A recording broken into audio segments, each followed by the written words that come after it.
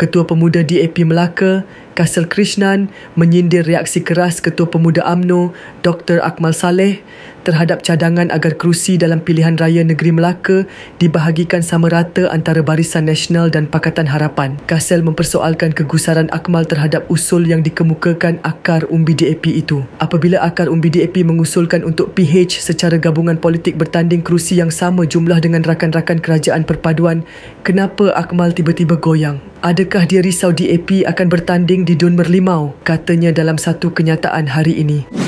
Kenyataan Kasal hadir selepas Akmal menyuarakan rasa kurang senangnya terhadap cadangan pembahagian sama rata 14 kerusi untuk PH dan 14 untuk BN daripada keseluruhan 28 kerusi Dun Melaka. Laporan daripada China Press sebelum ini menyebut bahawa 9 cawangan DAP negeri telah bersetuju menyokong cadangan 14+14.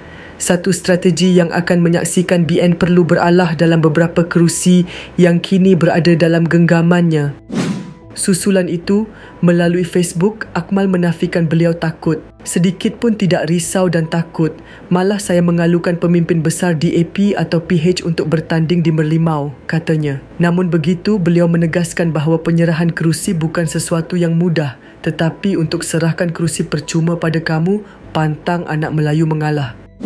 Akmal turut melemparkan cabaran terbuka.